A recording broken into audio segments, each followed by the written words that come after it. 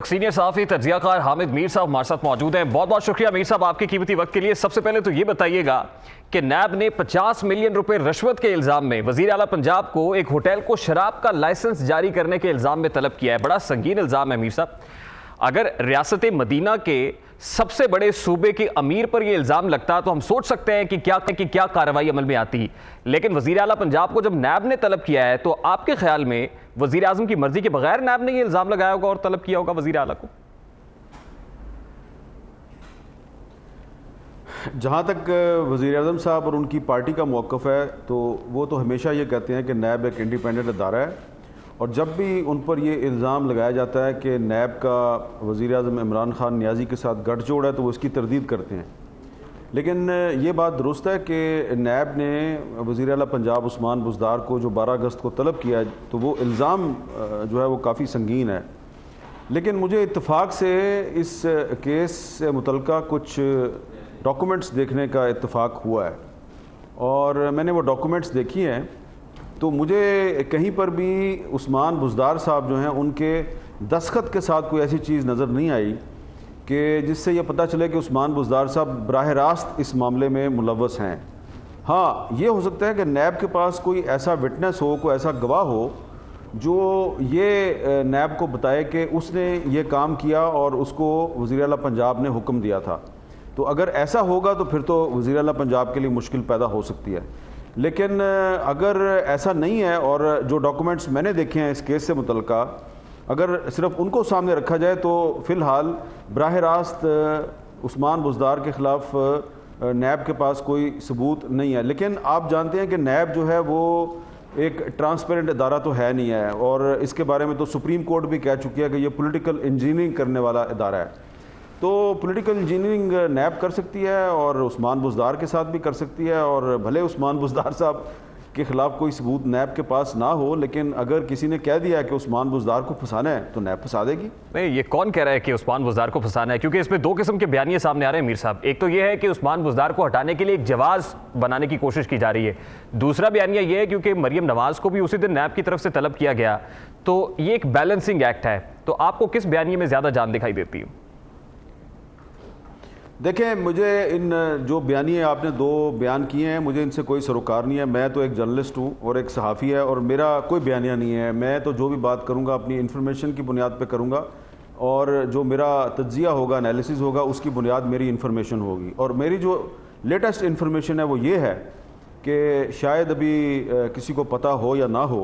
आज के दिन में नैब ने पाकिस्तान तहरीक इंसाफ के कुछ मज़ीद अरकान असम्बली को भी नोटिस जारी कर दिए हैं, जिनकी तादाद 1 से ज़्यादा है। जी बिल्कुल, मैं बता दूं सर, उसमें गज़नफ़र अब्बास छीना साहब हैं, मलिक करामत हैं और अंसर मजीद नियाज़ी हैं। ये 3 लोग हैं जिनका ताल्लुक खुसूसन पंजाब से है, जिनको नैब की तरफ से बुलाया गया है,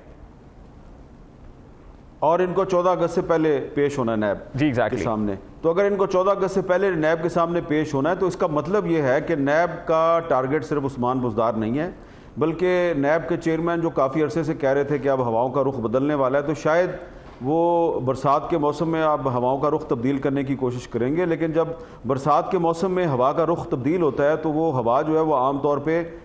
तूफ़ान बन जाती है। तो अगर ये तब्दील शुदा हवाएं जो हैं ये बारिश के साथ मिलकर तूफ़ान बन गई तो इसमें तहरीक इंसाफ का नुकसान भी हो सकता है। लेकिन जो मैंने सुना है और जो मेरी कुछ मुतल्लिक़ा लोगों से बातचीत हुई है तो वो ये है कि कोशिश ये होगी कुछ जो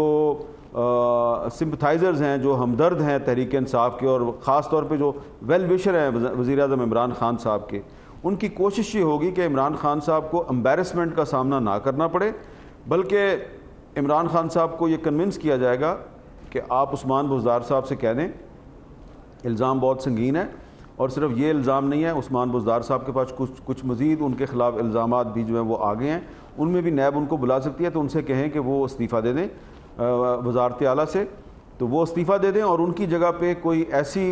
तहरीक इंसाफ की शख्सियत को चीफ मिनिस्टर बनाया जा सकता है जो परवेज़ लाई साहब को भी काबिल कबूल हो, क्योंकि यहाँ पर परवेज़ लाई साहब का किरदार बड़ा अहम है। क्योंकि मुस्लिम लीग काफ में कुछ लोग ये कहते हैं कि अगर उस्मान बुज़दार को हटाना है तो फिर परवेज़ लाई साहब भी वज़ारत आला के उम्मीदवार बन सकते हैं, और परवेज़ लाई साहब के पास जो नंबर्स गेम है उसमें उनकी अहमियत इस वक्त एक किंग मेकर की है। تو اگر تحریک انصاف کی کوشش یہ ہوگی کہ عثمان بزدار صاحب کی جگہ پہ جو نیا چیف منسٹر آئے وہ تحریک انصاف کا ہی ہو تو وہ ایسا ہونا چاہیے جو پرویز الہی صاحب کے لیے قابل قبول ہو. اس سلسلے میں نے ایک نام سنا ہے اور وزیر اعظم صاحب کو وہ نام پیش کیا جائے گا. وزیر اعظم صاحب جو ہیں وہ اس کو اگر اپروو کر دیتے ہیں تو پھر پرویز الہی صاحب سے بھی بات ہو جائے گی. اگر وہ بھی مان گئے تو بڑے ہی احسن طریقے سے پنجاب میں تبدیلی آ جائے گی. لیکن اگر ایسا نہ ہو سکا تو پھر آپ دیکھیں کہ پھر پنجاب میں کافی جو ہے وہ سیاسی افراتفری ہو سکتی ہے. اچھا حامد میر صاحب، کیونکہ عمران خان صاحب کی شخصیت کو آپ بڑے اچھے طریقے سے جانتے ہیں، انہوں نے تو عثمان بزدار کی جھولی کے اندر اپنا جو ہے وہ اعتماد کا ووٹ بھی ڈالا ہوا ہے. ان کو وسیم اکرم پلس بھی کہتے ہیں، بارہا کہہ چکے ہیں کہ عثمان بزدار کہیں نہیں جا رہے، اور لوگ یہ بھی سمجھتے ہیں کہ جب تک عمران خان صاحب ہیں تب تک پنجاب کے وزیر اعلیٰ عثمان بزدار رہیں گے. لیکن آپ بڑی امپورٹنٹ بات کر رہے ہیں کہ عثمان بزدار چینج ہو سکتے ہیں اور وزیر اعظم کو یہ سمجھایا جا سکتا ہے کہ الزامات بڑے سنگین ہیں. آپ خود ہی عثمان بزدار صاحب سے کہیں کہ اب جو ہے تبدیلی بڑی ضروری ہو گئی ہے. تو دوسری طرف جیسے آپ کہہ رہے ہیں کہ مسلم لیگ کاف یہ سمجھتی ہے کہ اگر کوئی چیف منسٹر چینج ہوتا ہے اور متبادل آتا ہے تو پرویز الہی صاحب سے بہتر چوائس کوئی نہیں ہو سکتی. ہم نے جو نام سنے ہیں اس میں کچھ لوگ جو کوشش کر رہے ہیں اور اس دوڑ میں شامل ہیں، میاں اسلم اقبال صاحب بھی ہیں، اس میں خسرو بختیار صاحب کے بھائی بھی ہیں، اور کچھ لوگ کہہ رہے تھے کہ زلفی بخاری صاحب کے کزن بھی ہیں چکوال سے، اور کچھ لوگ ہیں. وہ جو نام جس کی آپ بات کر رہے ہیں وہ نام ان میں سے ہے یا کوئی اور نام ہے میر صاحب؟ نہیں، وہ ایک ایسا نام ہے جو اس وقت پنجاب میں ایک سینئر وزیر ہے اور وہ پرویز الہی صاحب کے بہت قریب ہیں. جو نام آپ نے لیے ہیں زلفی بخاری صاحب کے کزن کا یا کوئی آپ نے جو اور نام لیے ہیں وہ پرویز الہی صاحب کے اتنے قریب نہیں ہیں. تو یہ جو نیا نام ہے یہ پہلے نام میڈیا میں زیر بحث نہیں آیا، تو میں یہ اس لیے نام نہیں لے رہا کہ میں ان کو کنٹروورشل نہیں بنانا چاہتا. وہ بہت قریب ہیں پرویز الہی صاحب کے، ان کے ساتھ پہلے بھی کام کر چکے ہیں، لیکن اس وقت وہ تحریک انصاف میں ہیں اور پنجاب میں ایک سینئر وزیر بھی ہیں وہ. اور عمران خان صاحب کو ان کے نام پہ میرے خیال سے کوئی اعتراض نہیں ہوگا اور وہ تمام سٹیک ہولڈرز کے لیے قابل قبول ہیں. لیکن اس میں ایک چیز بڑی اہم ہے اور وہ یہ ہے کہ اگر پرویز الہی صاحب جو ہیں وہ اس پہ راضی نہیں ہوتے تو ان کے پاس آپشن موجود ہے پرویز الہی صاحب کے پاس، اور ان کے پاس آپشن یہ موجود ہے کہ مسلم لیگ نون اور پیپلز پارٹی اور کچھ انڈیپینڈنٹس میں وہ اگر پرویز الہی صاحب کی حمایت پہ راضی ہو گئے تو پھر پرویز الہی صاحب اس پوزیشن میں ہیں کہ وہ پھر تحریک انصاف کے چیف منسٹر کا راستہ روک سکتے ہیں، کیونکہ یہ سیاست ہے اور سیاست کے سینے میں دل نہیں ہوتا. تو ویسے تو جہاں تک میں جانتا ہوں پرویز الہی صاحب کو بہت مروت اور رواداری والے آدمی ہیں، اور جس شخصیت کی طرف میرا اشارہ ہے میرا خیال ہے کہ ان کے ساتھ ان کے بہت دیرینہ تعلقات ہیں اور ان کے نام پر شاید پرویز الہی صاحب کو اعتراض نہیں ہوگا. لیکن یہ ان کی ذات کا مسئلہ نہیں ہے، فیصلہ تو ان کی پارٹی نے کرنا ہے، مسلم لیگ کاف نے کرنا ہے. ایک شخصیت تو علیم خان صاحب کی بھی ہے. علیم خان جو ہے مسلم لیگ کاف کے بڑے فعال ممبر رہے ہیں اور وزیر بھی رہے ہیں کاف لیگ کے دور کے اندر، اور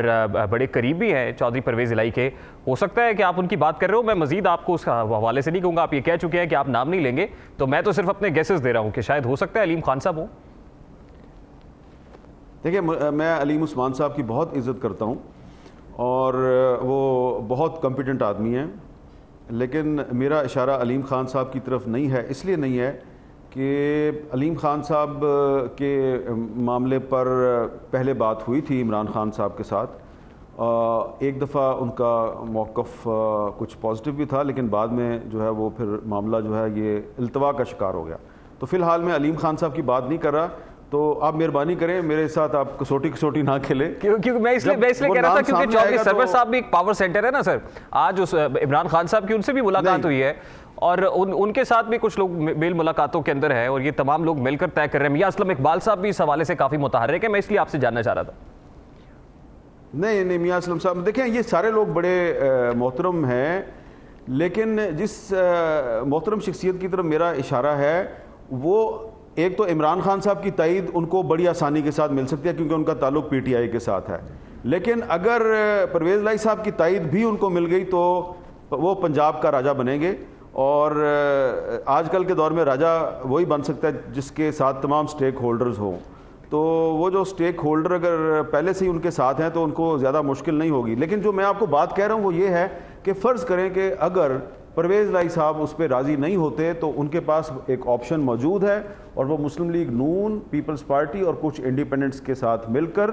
وہ تحریک انصاف کے مقابلے پر آ سکتے ہیں اور وہ بھی وزارت اعلیٰ کے امیدوار بن سکتے ہیں. تو لہٰذا اس وقت ہم یہ نہیں کہہ سکتے کہ جناب اگر عثمان بزدار صاحب سے استعفیٰ لے لیا جاتا ہے تو تحریک انصاف بڑی آسانی کے ساتھ اپنا بندہ جو ہے اس کو چیف منسٹر بنا لے گی، کیونکہ اگر پرویز الہی صاحب کے ساتھ مسلم لیگ نون کھڑی ہو جاتی ہے اور پیپلز پارٹی بھی کھڑی ہو جاتی ہے تو پھر وہ بھی ایک یہ بڑی امپورٹنٹ بات کر رہے ہیں آپ میر صاحب، اگر یہ بڑی امپورٹنٹ بات کر رہے ہیں کہ پاکستان مسلم لیگ نون اور کچھ انڈیپینڈنٹس بھی اگر کاف لیگ کے ساتھ کاندھے سے کاندھا ملاتے ہیں تو پھر وہ بھی بڑے تگڑے امیدوار ہو سکتے ہیں۔ کیا پاکستان مسلم لیگ نون کو یہ آپشن قابل قبول ہوگی؟ کیونکہ احسن اقبال صاحب پنجاب بچاؤ تحریک کا اعلان بھی کر چکے ہیں، آپ کو یاد ہوگا عید سے پہلے، اور پنجاب کے راجہ کے حوالے سے جب آپ بات کر رہے ہیں تو مجھے ویسے ہی وہ راجہ یاسر ہمایوں سرفراز بھی یاد آ گئے تھے۔ نہیں، وہ راجہ یاسر ہمایوں بھی نہیں ہے ایک اور راجہ ہے، اب راجہ پہ آپ آئے گئے ہیں تو ایک اور بھی راجہ ہے اور وہ زیادہ سینئر راجہ ہے اور وہ پرویز الہی صاحب کا درینہ ساتھی ہے۔ جی وہ پھر راجہ بشارت کی بات کر رہے ہیں آپ سر۔ ابھی تک اس چلیں اگر آپ نے کوئی نام لے لیا تو میں اس کی تردید تو نہیں کرتا۔ مسلم لیگ نون کے اندر ایک ونگ تو وہ ہے جو شاہد خاقان عباسی کا ہے، دوسرا خواجہ آصف یا شہباز شریف صاحب ہے جو 9 مہینے کے بعد پارلیمنٹ ہاؤس کے اندر آئے تھے۔ تو آپ کو یہاں پر بھی کوئی ڈیوائڈ دکھائی دیتی ہے اور آگے صورت کیا بنتی ہوئی دکھائی دے رہی ہے آپ کو، مریم نواز گروپ اور پھر شہباز شریف گروپ؟ نہیں دیکھیں، یہ مسلم لیگ نون جو ہے اس میں صرف ایک ہی گروپ ہے اور اس گروپ کا نام ہے نواز شریف گروپ۔ الٹیمیٹلی شاہد خاقان عباسی ہوں یا شہباز شریف صاحب ہوں، ان سب نے اسی طرف جانا ہے جس طرف نواز شریف صاحب اشارہ کریں گے۔ لیکن آپ لوگ صرف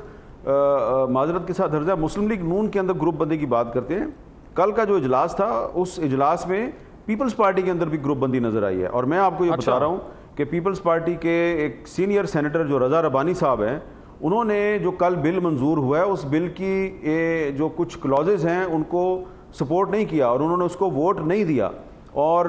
جاننے والے جانتے ہیں کہ رضا ربانی صاحب کا یہ خیال ہے کہ اس بل کے تحت جو غیر ملکی طاقتیں ہیں ان کو یہ اختیار دیا گیا ہے کہ وہ پاکستان سے کسی بھی قیدی کو کچھ عرصے کے لیے تحقیقات کے لیے اپنے ملک میں بلا سکتے ہیں۔ تو رضا ربانی صاحب کا یہ خیال ہے کہ یہ بل جو ہے اس کے کچھ حصے جو ہیں وہ پاکستان کی